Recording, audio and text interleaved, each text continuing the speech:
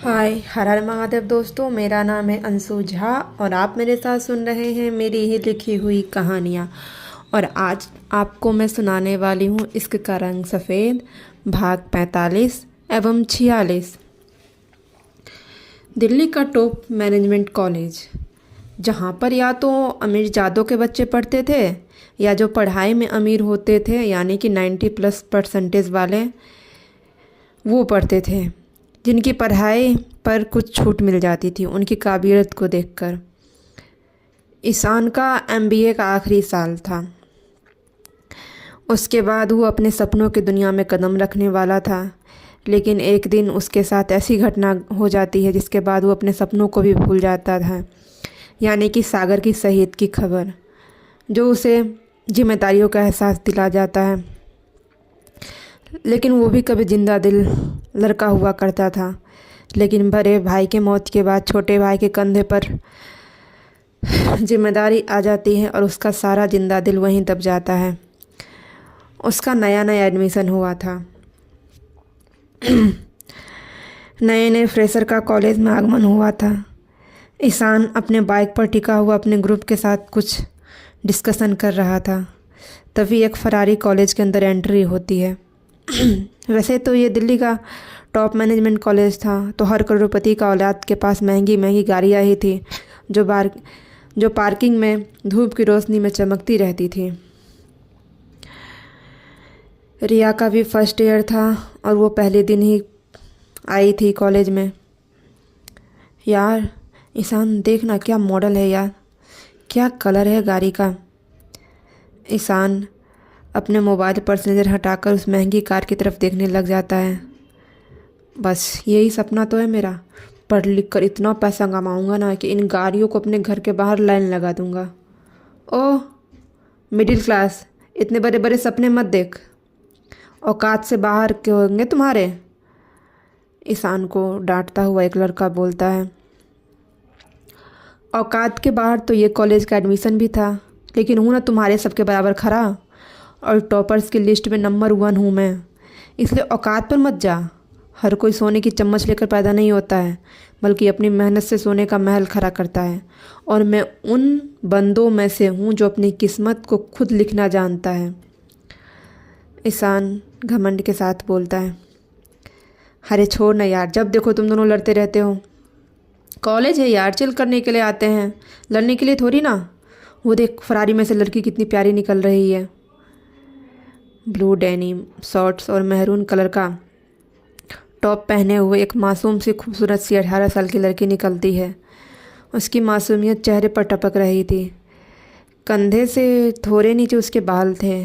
सामने बालों को काटने वाली उसने वो बॉबी पिन लगा रखे थे, जो उसके बच्चों वाले फेस पर और बच्चा दिखा रहा था। घबराहट चेहरे पर साफ दिख रहा था। ईशान की नज़र टकराती है तो थमसी जाती है और हमारे ईशान बाबू यहीं पर घायल हो जाते हैं। कुछ बोलने के लिए जो मुंह खोला था उसका वो मुंह खुला का खुला रह जाता है। हाथ में किताब था, वो फिसलकर नीचे ज़मीन पर गिर पड़ती है। वाह यार, ये पैसे वाले के बच्चे खाते क्या है जो इतने उजले पैदा होते हैं। कितनी क्यूट है यार। बहुत मासूम है। ऐसी लड़की तो मैं पहली बार कॉलेज में देख रहा हूँ। ईशान भी उसके चेहरे में खोते हुए बोलता है। Excuse me sir. एक मीठी सी आवाज़ उसके कानों में पड़ती है और वो सामान्य होता है। सामने देखता है तो वही मासूम लड़की थी। हाँ बोलो। क्या आप मुझे प्रिंसिपल ऑफिस बता सकते हैं? हाँ वो। क्या कर रहा है ईशान, गलत एड्रेस बता। फ्रेशर की रैगिंग करना तो बनता है ना। ईशान के कान में वो लड़का बोलता है तो ईशान उसकी तरफ घूर कर देखता है। यहाँ से राइट जाकर 3rd नंबर कमरे के बाद जो लेफ़्ट में जाना है, वहाँ थोड़े आगे चलकर प्रिंसिपल का ऑफिस मिल जाएगा। Thank you sir. वो अपनी मीठी सी आवाज़ में बोलती है और अपने रास्ते चली जाती है। ईशान कितनी इनोसेंट लड़की थी ना। रैगिंग करना तो बनता है ना, तुम भूल गए हम सुपर सीनियर हैं। हम इनोसेंट थी तभी छोड़ दिया, जाने दे, अभी बहुत सारे फ्रेशर आएंगे। कहीं ऐसा तो नहीं हमारे मिडिल क्लास ईशान को मिलियनर की बेटी पसंद आ गई है? लेकिन ईशान बाबू दिल्ली की टॉप बिजनेसमैन की बेटी है। अगर ख्वाब देख रहे हो ना तो छोड़ दो, क्योंकि चांद को बस देखा जाता है, छुआ नहीं जाता है। ईशान, ईशान, ईशान पांडे, ध्यान कहाँ है तुम्हारा? किसी की चिल्लाने की आवाज़ सुनकर ईशान वर्तमान में वापस आता है। ईशान, नीरज, ईशान, नीरज उसके टेबल पर हाथ पर रखता हुआ बोलता है। ईशान डर के मारे उछल जाता है और उसके हाथों से पर्स छूट जाता है। Sorry sir. ईशान झट से खड़ा हो जाता है। सामने गुस्से में नीरज लाल हुआ खड़ा था। ये रिसीवर तुम्हारे कैबिन में क्यों रखा हुआ है?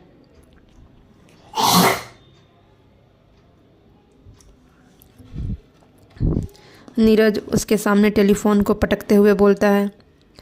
Sorry sir. Sorry my foot. जिसे देखो सॉरी कहता है और काम खत्म। गला काट दो और सॉरी बोल दो।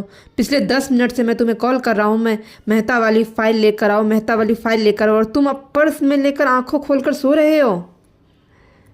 3 बार तुम्हें लकुल बुला आया है ना, लेकिन तुम्हें तो कुछ सुनाई दे ही नहीं रहा है।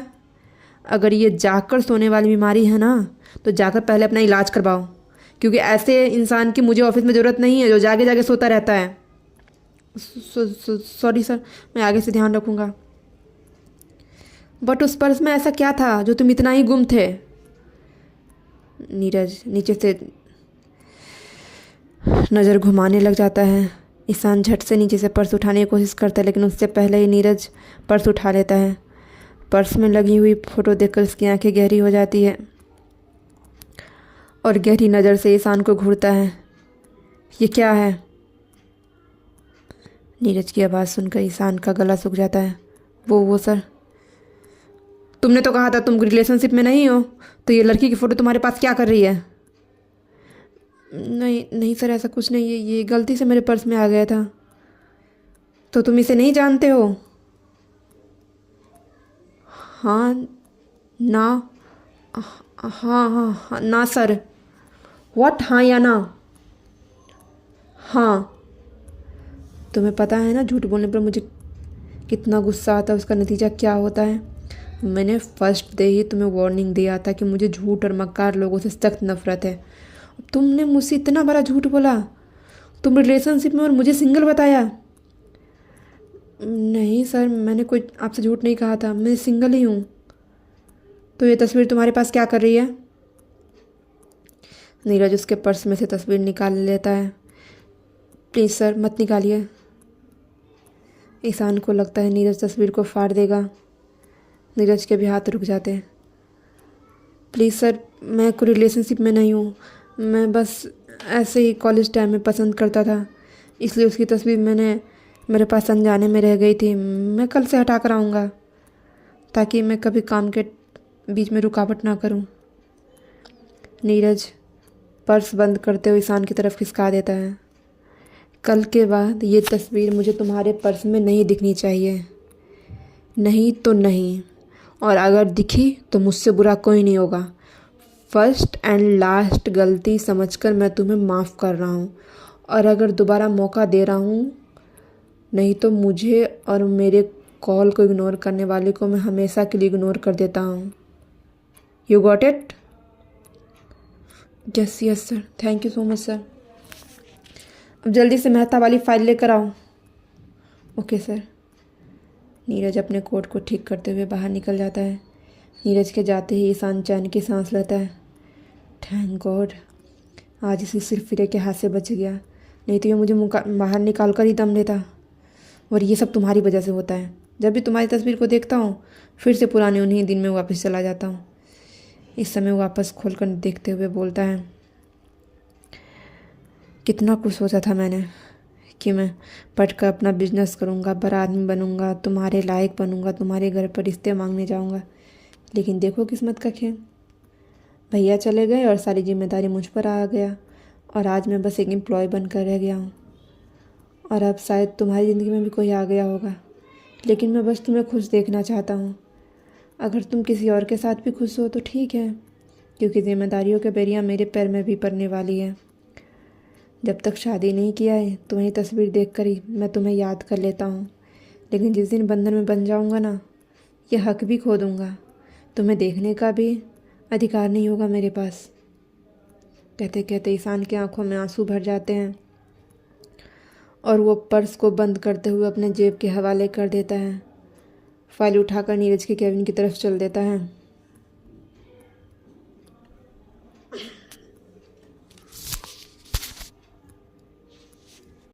दूसरी तरफ पांडे निवास। अब सबने खाना खा लिया है ना, हम भी जाकर ठाकुर जी का आशीर्वाद लेकर आते हैं। धानी किचन का काम समेटते हुए बोलती है और मंदिर की तरफ चली जाती है। ठाकुर जी को प्रणाम करते हुए उनका पर्दा लगा देती है, क्योंकि रात के समय विश्राम का समय होता है। हाथों में अछिंजल रखने के बाद धानी दूध चढ़ा देती है और खुद बिना नमक का दाल रोटी लेकर बैठ जाती है। 2 रोटी खाकर बर्तन साफ़ कर लेती है। ट्रे में गिलास लगाते हुए उनमें हॉर्लिक्स रखने लग जाती है।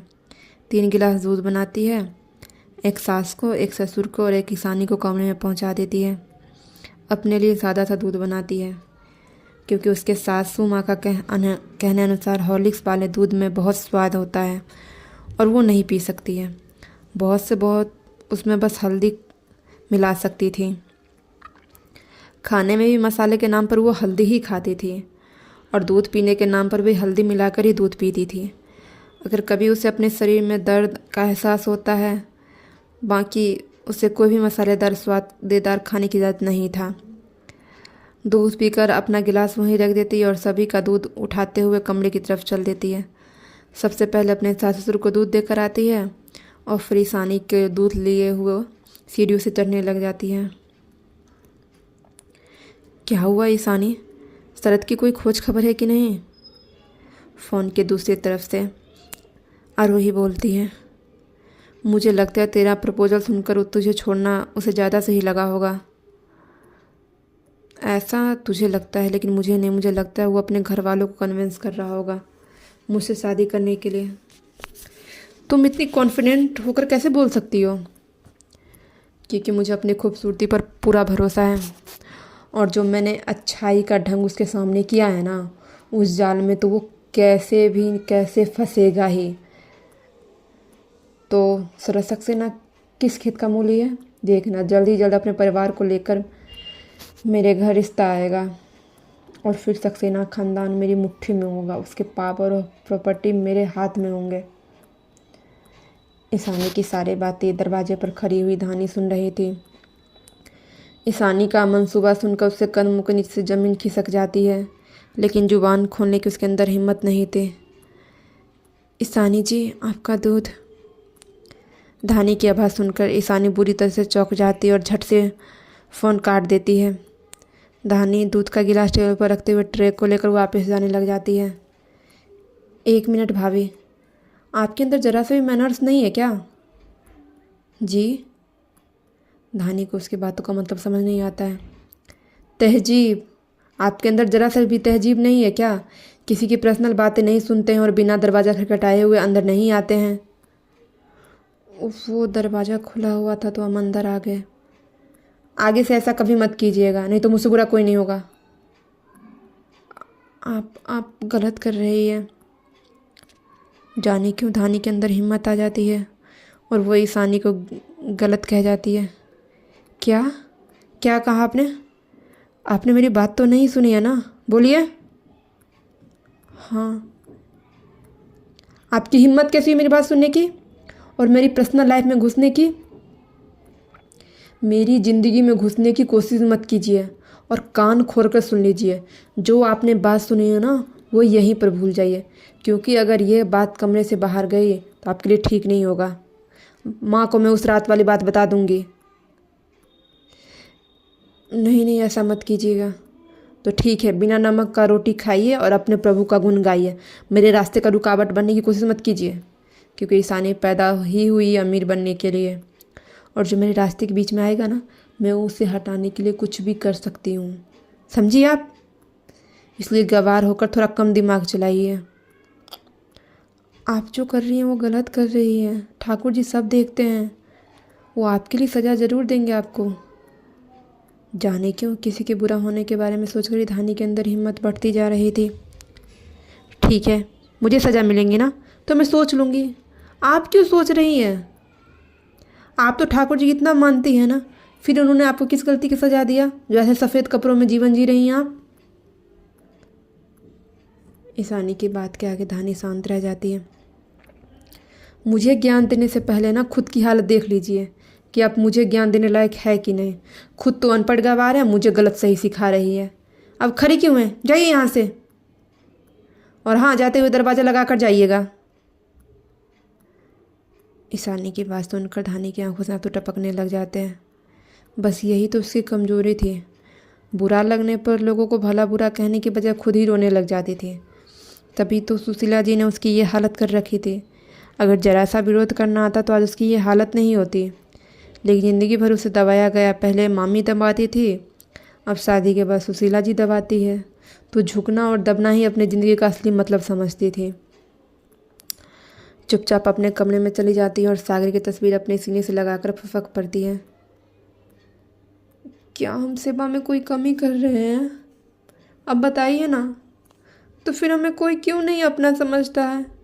ईशानी जी को हम छोटी बहन मानते हैं, लेकिन वो बड़ी बहन तो छोरों में भाभी तक नहीं मानती है। हम तो बस उन्हें गलत करने से रोक रहे थे ना। ऐसे छल प्रपंच करके थोड़ी ना रिश्ता जोड़ा जाता है। अगर कल होकर उस लड़के को ईशानी जी की सच्चाई पता चलेगी तो उन्हें कितनी तकलीफ होगी। क्योंकि कोई कितना भी कैसा बनने की कोशिश कर ले, लेकिन जो जिसका असली अस्तित्व होता है वो एक दिन बाहर आ ही जाता है ना। अब कितनी तकलीफ होगी, कहीं बना बनाया रिश्ता ना बिगड़ जाए। हम तो भाभी होने के नाते उन्हें समझाने की कोशिश की थी, लेकिन उन्होंने हमें ही डांट कर भगा दिया। क्या हम इतने बुरे हैं? सागर का मुस्कुराता हुआ तस्वीर बोलता थोड़ी न था। वो तो बस खामोशी से धानी के सारे दुखों को तकलीफ़ों को सुनता रहता था। खुद ही सवाल करती थी, खुद ही जवाब देती थी, खुद ही रोकर थक कर सो जाती थी। लेकिन कहते हैं ना, जब किस्मत मेहरबान हो तो कुछ भी हो जाता है, और यही ईशानी के साथ हो रहा था। उसका फेंका हुआ हर दाव सीधे निशाने पर लग रही थी। अगले दिन शरद का फ़ोन ईशानी के नंबर पर आता है। हेलो हेलो, कौन? हाय, मैं शरद बोल रहा हूँ। ईशानी तैयार होकर कॉलेज के लिए निकल रही थी और अभी झुककर अपने सैंडल ही पहन रही थी। शरद की आवाज़ सुनकर सैंडल पहनते पहनते रुक जाती है। हम बोलो, क्यों फ़ोन किया है तुमने? वो मैं हर हर महादेव। दोस्तों, तो आज का भाग यहीं पर ख़त्म होता है। कैसा लगा कमेंट करके ज़रूर बताइएगा। Thank you.